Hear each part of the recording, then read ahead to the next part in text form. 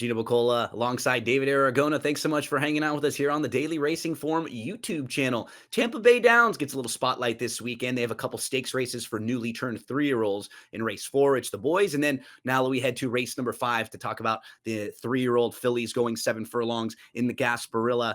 David, just looking at the field here, I think towards the outside, the 2 horses, Miss Worldwide and Winning You're In, will get a lot of respect. Dancing Magic, also coming out of some stakes races, has faced some nice runners. Those are probably a couple of the top contenders in pretty competitive Gasparilla here. Yeah, this field maybe lacks the talent that we discussed in the Pasco, which we did a separate video for. But it's a pretty interesting race to handicap because all these horses look pretty evenly matched. And you've got some lightly raced runners coming in, like Lynn's Milky Way, who's kind of a wild card in here. So, not the easiest race to sort out.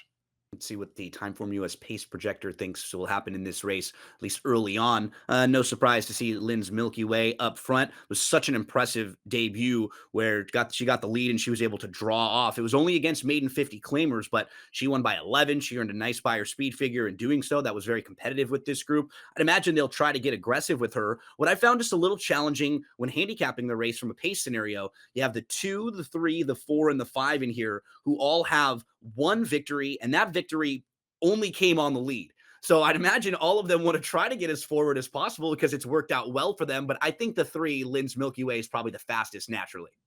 Yeah, she was aggressively ridden from the rail in her debut and was able to get right to the front end. And as you said, just controlled that race every step of the way, drawing off to an impressive victory. So you'd imagine the tactics with her are going to be pretty clear cut. And we'll see if anybody can go with her, really. This is a big step up in class for Lynn's Milky Way, but she was impressive first time out. Could set up well for those 2 outside horses who are a little tactical. The 6 and the 7 both can sit nice trips. Let's meet the field here for the Gasparilla. We'll start with the 1 horse, Tessitura. The dam was a multiple grade 1 winner on the dirt, was 2nd in the Kentucky Oaks, 2nd in the Breeders' Cup Juvenile Fillies, 3rd in the Distaff. Just a really nice horse who was in some very big races. This is a filly who's only raced twice on the synthetic at Presque Isle, won the debut, then tried Stakes Company, just hasn't raced since September. So I wouldn't be shocked to see this horse run fine on the dirt. It's just kind of a lot to ask for a horse who hasn't raced in a while, draws the rail, and speed figures aren't quite up to par with some of the other contenders in here. Yeah, if you can find a replay of this filly's debut, she was towards the back of the pack when they turned into the stretch, and it never looked like she was getting there, and somehow was able to get up on the wire, completely surprised the track announcer. Last time out, and she didn't really step forward from a speed figure standpoint, but you look at the PPs of Mrs. Worldwide, who was also in that race, and those two hit the wire together, and she's going to be what? 20 times the price of Mrs. Worldwide. So I get it. There is dirt pedigree here. It's just most of the Dam Octave, her progeny, the good ones were produced in like the early 2010s. And she really hasn't thrown a quality foal recently. Number 2 is Dancing Magic, who is stakes place, a debut winner, but 0 for 5 since. This will actually be her first start going beyond 6 furlongs, where she's only been racing since then. Most recent race was 3rd behind Miss Worldwide in the Sandpiper, which is kind of the prep before this one to set you up for the Gasparilla. She was taken back to 5th of 6. She was about 3 lengths off. She went wide. It was kind of a non-threatening 3rd in that race. David, can we make a case for Dancing Magic here? It's like there are 2 versions of this filly. There's the one that shows up at Keeneland, and then there's the one that shows up everywhere else. I mean, if we knew that the Keeneland version of Dancing Magic was going to be in this field, I mean, she'd be about even money against this group because she ran a couple of buyer speed figures, 78 and 75, that just make her, among the most talented horses in this race. The problem is, as you said, she went to Tampa last time, and she was just kind of a dull 3rd. And it was hard to really see an excuse other than a mildly wide trip that day. So if she can't improve upon that performance, it's hard to see her turning the tables on Mrs. Worldwide. Next one, Lynn's Milky Way, did what you're supposed to do in a career debut. She crushed a field. She got out of the gate quickly. They just went on with it. She opens up. She wins by 11 lengths. That was against maiden 50 claimers. And so it's just really tough to get a gauge of how good the field she beat was. The 3rd place finisher dropped in for a maiden $17,500 claiming race in order to win. So not really comparable to the foes she'll be facing. But when you're 11 lengths behind plus, you don't really take too much out of the horses that she's trouncing. So this was about as good of a debut as you could have hoped for a horse who snuck away at almost 8 to 1. Yeah, and that third place finisher, even though she won against cheaper, did improve her buyer by 25 points in that victory, and others have improved their buyers coming out of that race. So maybe that 65 is totally legitimate, if not a little bit low for the field that she beat. And as you said, she was impressive in victory. I know it was just a $50,000 maiden claimer, but it's not like any of these horses have graded stakes credentials or are so formidable from a class standpoint. So I think the big key with her is just how much other speed is shown by her rivals to her inside and outside in this race and how much pressure she takes because she's got to get the 7 furlongs in just the second start of her career. She was only a $60,000 purchase too for like a smaller barn. So you can see connections get away with stuff like this where they put horses in middle to higher level maiden claiming races a lot of times like that because they're probably not going to get claimed. So she might be a sneaky runner in here and she certainly has some talent.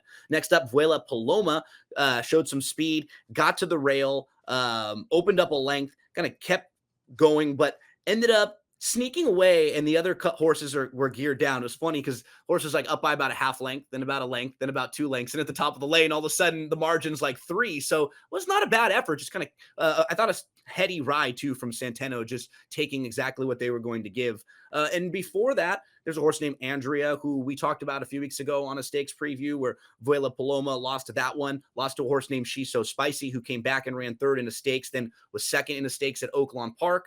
She's probably going to need to improve a little bit off that most recent race, but the overall body of work isn't awful.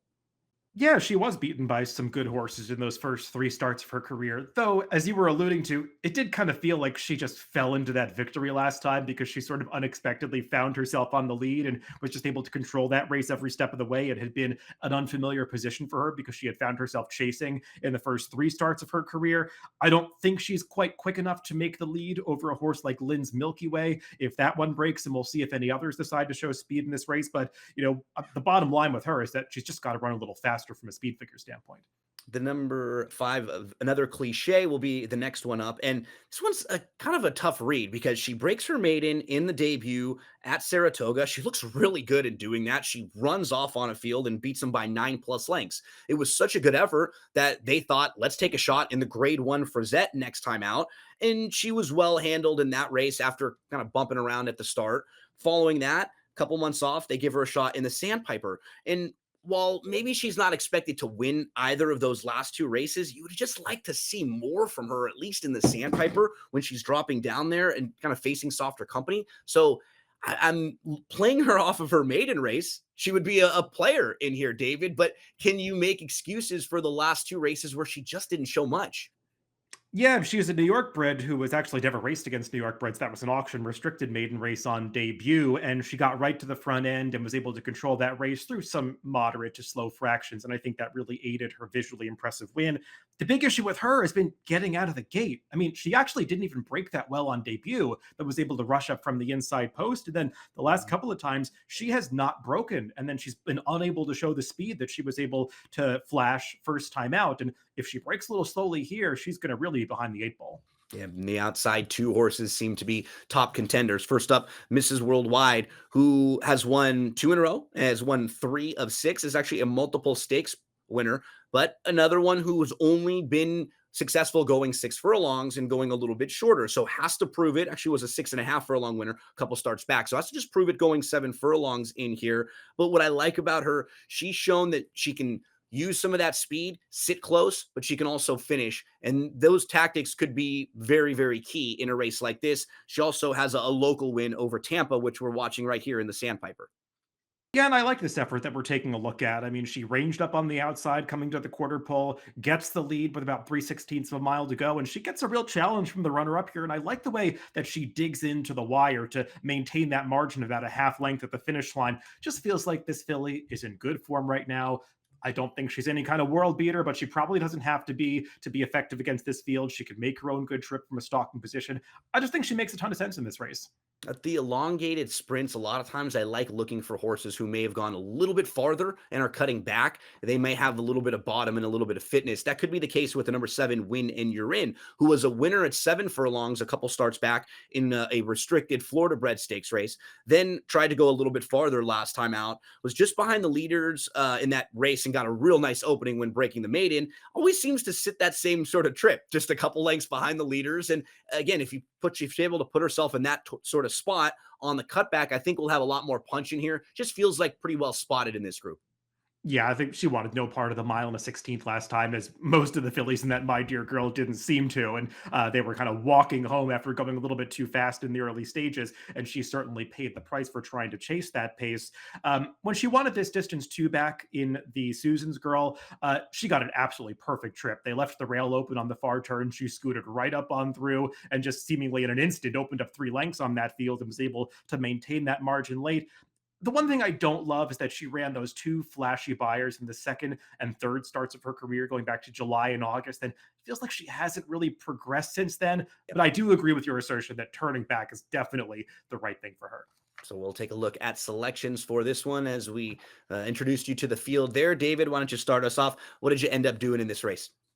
Yeah, I mean, it's not a race that I'm dying to bet, and I don't think that Mrs. Worldwide is any kind of clever pick. I just think she's in good form right now. She fits the race well. She's got a good outside post, and she's not one of these horses that needs to be in front to be effective here. So I just can project a good trip for her. Same horses that we're using, just in a slightly different order. The outside two seem to be the real quality in this field. So 7-6-3-2 for me, 6-7-2-3 for David. Shout out to our awesome producers, Lucia and Bobby, doing hard work behind the scenes there. And hope all of you have a fantastic weekend. Best of luck at Tampa Bay Downs.